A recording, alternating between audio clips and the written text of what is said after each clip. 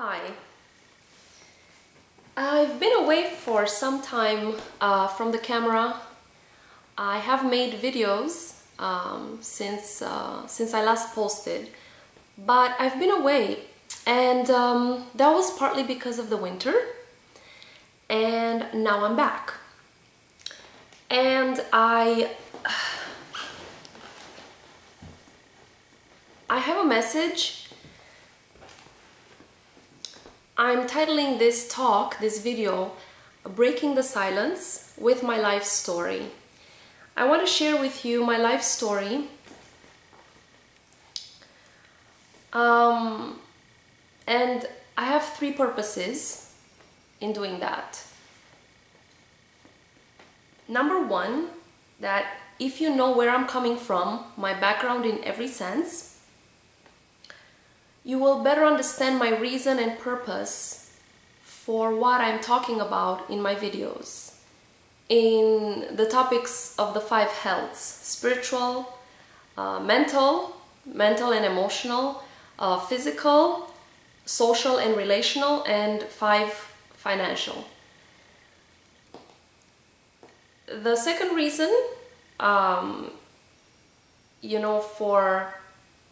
for sharing my life story is that it will make what I say more believable, and that is because you will be aware that what I'm telling you is coming from a deep place in my heart,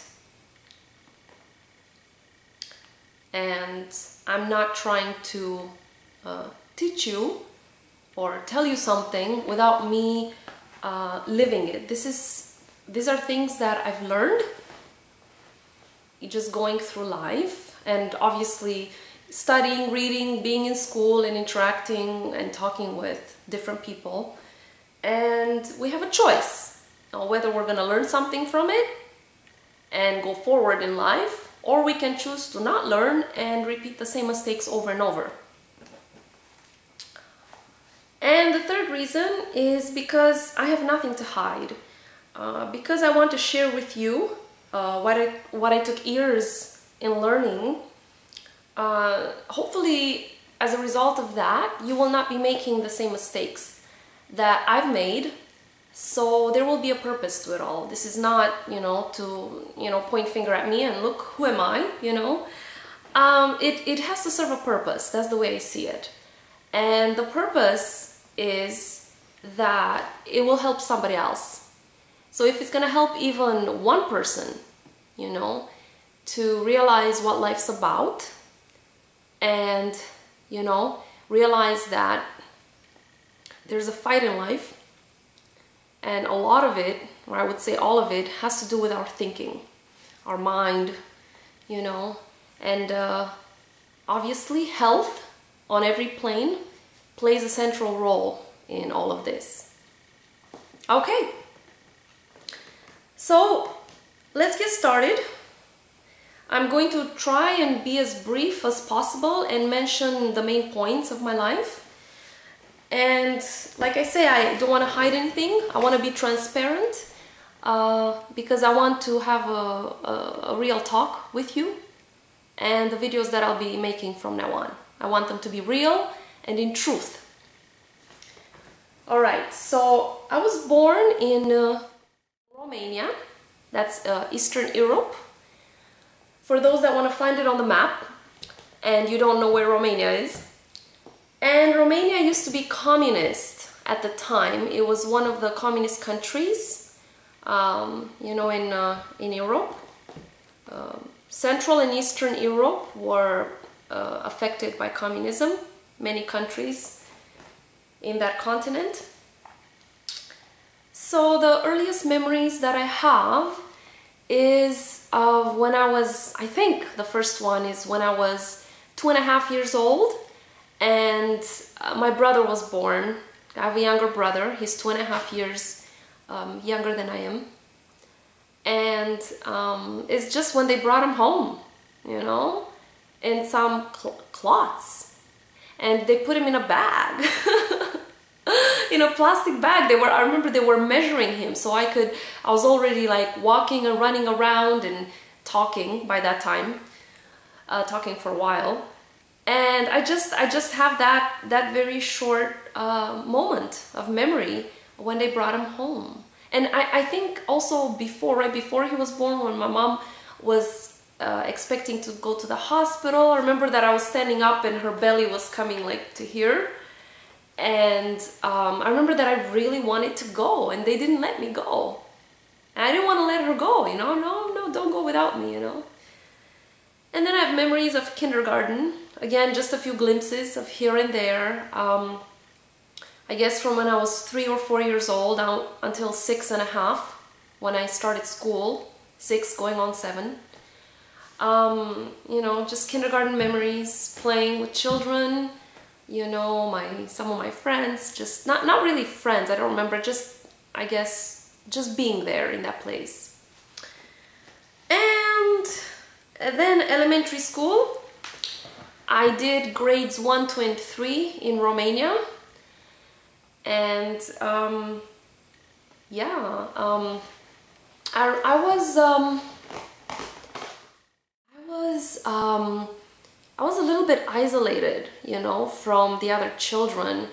I was not one to, I guess my style is to make friends easily, but I developed a low self-image growing up, and there's a reason for that. There's always a reason things happen, but that's all I'm gonna say for now. And I remember that I was sad. I was mainly sad. In kindergarten, I was myself, you know, just, you know, free, but ever since I started school, it may have to do with, you know, sometimes parents, you know, they want the best for their child, and, you know, they mean well, but, you know, children are very sensitive. So a parent has to be very careful. You know, if they want to motivate the child or whatever, you know, they have to do it in a way to not hurt the child, because a child can very easily become discouraged, and the parent should know his or her own child, you know, and should really strive to find out what methods of teaching and interacting with that child work best even before school starts, so that the parent will become a child's best friend, you know, and also be seen as a figure of authority, but discipline with love, because otherwise, you know, so much damage can be done. And I was a very sensitive, by nature I'm a very sensitive person, and I know now who I am, but when you're little, you don't always know who you are, you know. Some kids are more confident, you know, and all that, but I was extremely sensitive, and it's a blessing in disguise that I am, but at first, it was a weakness, you know, because, yeah, if you're experiencing a set of negative circumstances or negativity around, then the sensitive ones are the first to fall. But if you get up, that's the whole point, getting up and moving on. And then little by little, your life's purpose begins to be revealed, if you will allow it to. So I'm just opening up doors to different subjects that I may cover in other videos. And I'm not going to get into these topics now, but I'm just opening up doors, because there's a reason for everything. And I've come to know that. So, yeah, I remember that I was just sad, and I was, you know, I was looking at my parents, and I felt that they didn't notice that I was sad. I was kind of like, don't they know? I just had this sadness, this emptiness inside, and I just felt like I just couldn't be, I just couldn't, there wasn't anything in life, in the world, that made me happy. And I remember that I was young, I was 6, 7, 8, 9 years old, you know? And so I was kind of living in a sort of hopelessness. I was discouraged. Anyways, I'm gonna cover topics of parents and children in another video, not now. But yeah, so you know, then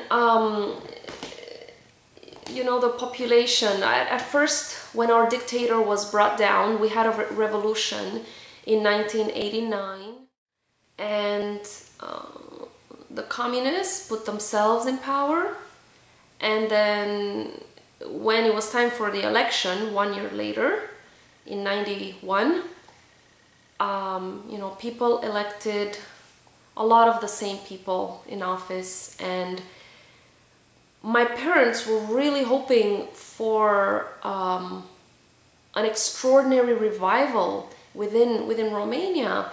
And when they realized that that may not happen right away, they decided, you know, we want to seek out a better life with a lot more opportunity elsewhere, you know. The communism, the old communism, was brought down.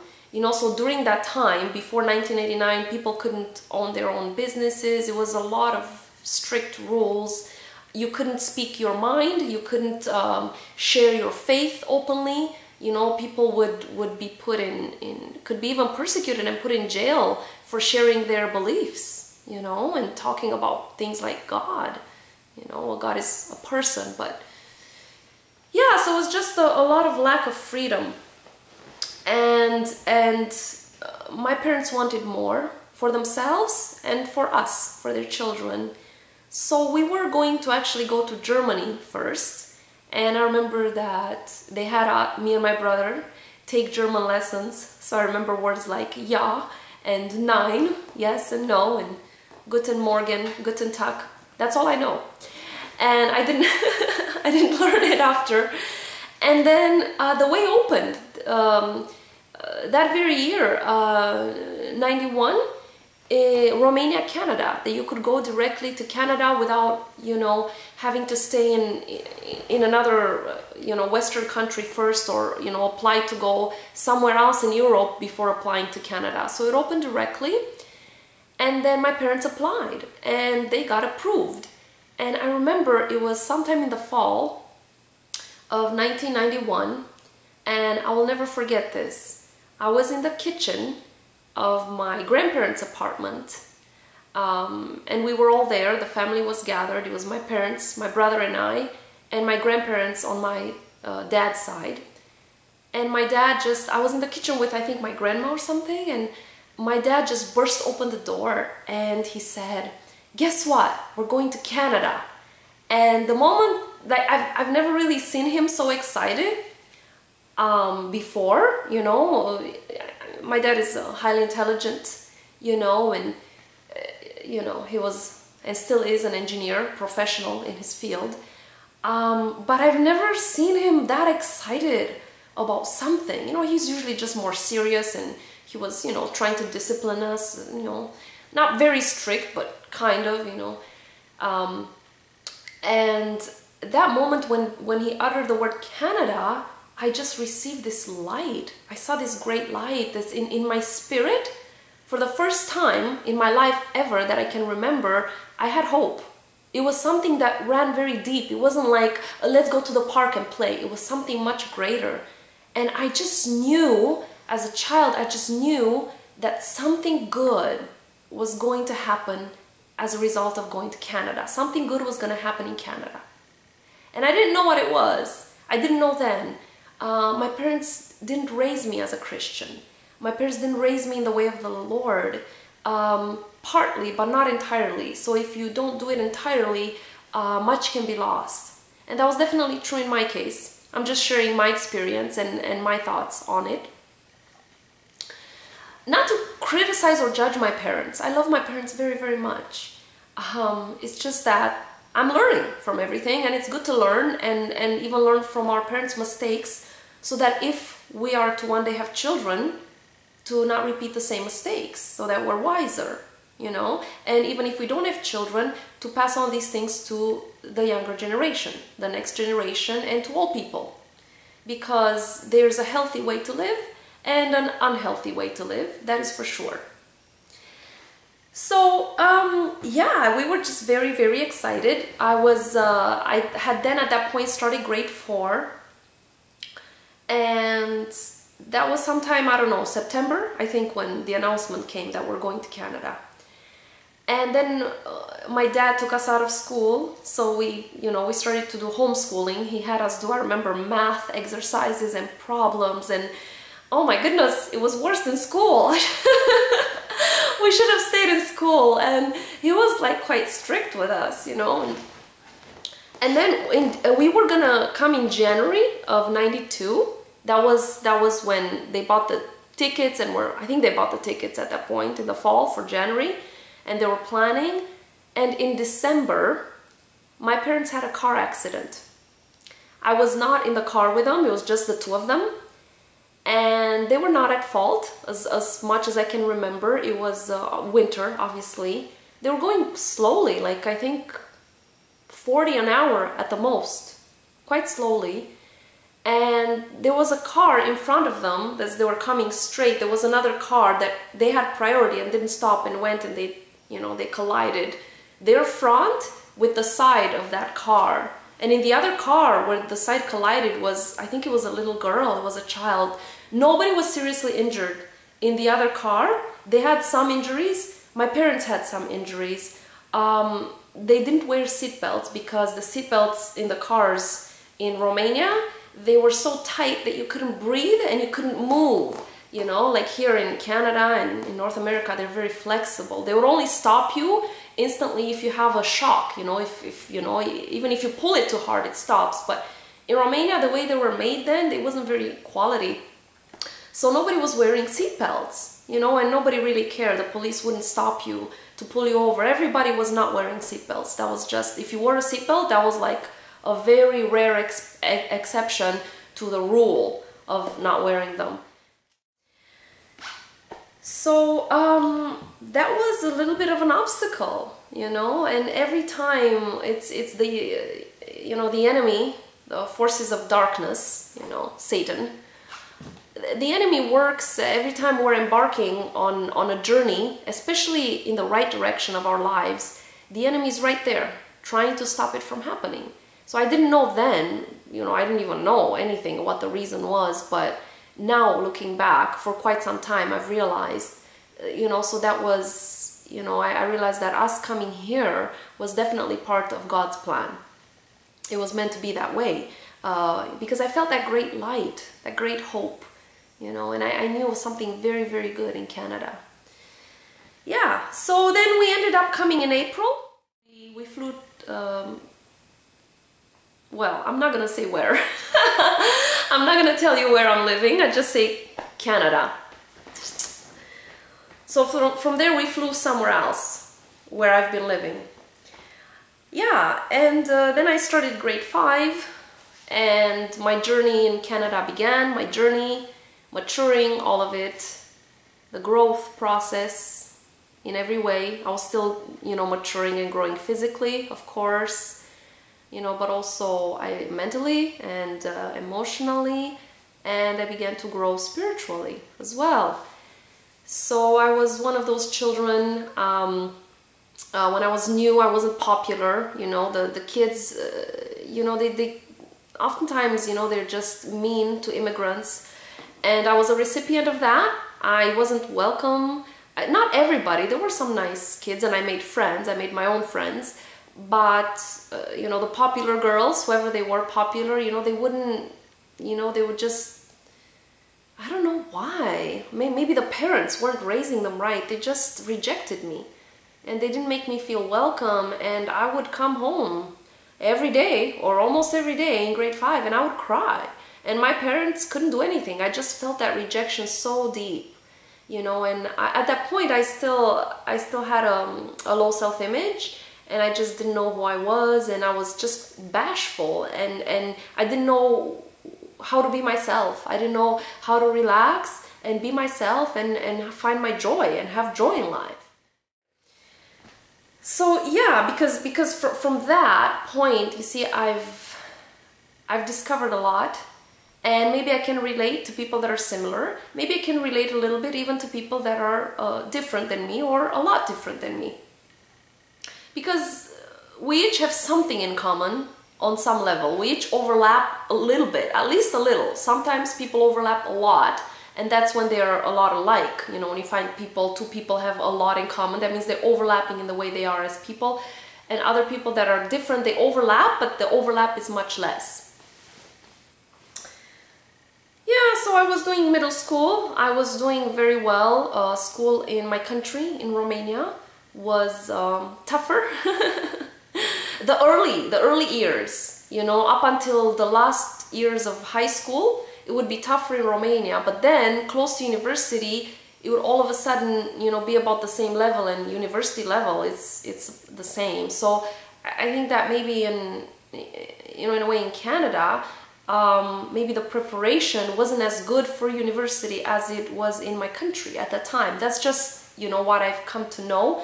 Again, I don't know for sure because I haven't done, the rest of, I've only began grade 4 and I did about 2 weeks in my country. So I only did 3 grades. That's all I did. So I don't know how school is there or was there at that time. That's just what I've come to know. And grade 5 to 8, in grade 7, I believe, the Amway business plan. Somebody approached my dad at work and they got excited and they signed up and they began to build a business. And the reason I'm mentioning this is because this business has been central to my personal growth, the system from the business. My parents bought many books, and those books dealt with the topic of relationships, self-image, God, and all of that. And it was like, whoa, I began to read, and I would read like every day or almost every day for at least 1 hour or 2 hours. I would just feed myself, and I would just feed on those books. And I do believe many of those books, are inspired in a way by God, because they're about people, I mean, that overcame in life, wrote them. So the authors are people that overcame great challenges in their lives. One of them being Dale Carnegie. A lot of people know Dale Carnegie, and many others. And they wrote books on relationships and self-image and faith and God and love and a healthy self-love and how to handle and deal with people and how to be successful and all of that. So at that point, nobody taught me that. I didn't have that, and I needed it desperately. And little by little, to make a long story short, this took years, and it's still going on because I'm still finding myself. I believe we can find ourselves for as long as we live. We can discover more and more of who we are and what our purpose is. It's not revealed all of a sudden, it's revealed to us step by step. So if we take the first step into walking in it, then more and more as we go along will be revealed. Okay, so I'm still on the journey. The point is to not quit the journey, to keep going. But that was the beginning of, I would say, my true purpose. The beginning of discovering myself, and the beginning of finding peace, the beginning of having a true hope and joy that has a deep root in my heart. So it's very special to me. The Amway business will always be very special to me for that one reason. And not only that, the products are very good. I could even say they're amazing. They're top of the line. My parents and my brother and I, we gained a deep respect for the business and for everything that this business represented. And I was just very excited, and through the system that I began to read the books, and then later on when I was, I think, 16, I began to attend local functions, in the city where I was living, with my parents. And there were people that became highly successful in the business, and they came to speak to us, to motivate and teach us about how to build a business. So, I knew I wanted to build that business. And at 19, I signed up when I was 19 years old. You had to be 18. So I waited 1 year. After 18, I said, I'm not ready now. In my last year of high school, when I was 19, I signed up. And I began building it then. And I found God. I found my Lord and Savior because of this business. It just happened that way. God called. And it happened through this business, and then it continued. I was introduced, and I came. People in my life were placed in my life that were Christian, that I had the honor, the great honor and joy to speak to and share with from my life, and to greatly learn from. But it began with the books from the Amway system, and I was definitely not ready to have my own business then. I didn't know myself fully, and I obviously hadn't even began college or university, you know, and I wasn't exactly sure what I wanted to do with that. At first I didn't want to. I just wanted to continue the business, and my mom had to, you know, she didn't make me do it, but she coerced me. I'm kidding. You know, she was kind of a little bit fighting to convince me, you know, to go to university. I remember I threw a fit, and finally I went, and I chose psychology because, you know, the books I've been reading were all about psychology all along, ever since I was 13. So I'm like, this is my topic. There's nothing else. This is it for me. This is what I'm interested in, definitely. You know, relationships and the mind and behavior. Oh, I love this topic. So I, you know, I went to college, and in the same time I was building my business, and I started working out at the gym, and I started my spiritual life, and I prayed for a husband. Oh, this was that summer right before I started college. You know, I began all these things, and I was awakened, and God was just, you know, revealing all these things to me, and I was like, I became driven and motivated to do and to find myself. You know, a lot of, you know, young adults at that age, they're called to that, and I didn't know myself enough or what I was capable of at that time, and I plunged in. I was the type of person that when I feel, you know, I'm called to something, I plunge in right away. I'm not like that anymore, because when you bang your head against the wall enough and you realize that you're diving into an empty pool and you're just diving on your head, it's just not feasible to plunge. You know, it's better to just wait and investigate and research and wait, and you know, I didn't do that. I was very quick with a jump, and I realized later that was not wise, because I nearly killed myself. At 22 years old, I almost died as a result of, you know, of this effort that I was doing. I was doing too much, you know. I had the willpower, I had the ambition, I just didn't have the strength. You know, I didn't have the strength to do it all. And I fell. I fell big time. And yeah, I was going to school, you know, trying to study. I fell in love with / became obsessed with a guy I met there. I hardly knew him. I hardly talked to him. We knew each other, but we didn't talk. And yeah, I was very unrealistic, and I created something in my mind that he's the one, and I felt I was losing him, and it was terrible. It was terrible. And yeah, so I believed he was the one for me, you know. It wasn't my first love, it was my second, but anyway. Yeah, so because of all that thinking, you know, and coupled with a lot of effort, with going to school, and building my business and hitting the gym I came to hit the gym 3 to 5 days a week, where I would work out in the machines, you know,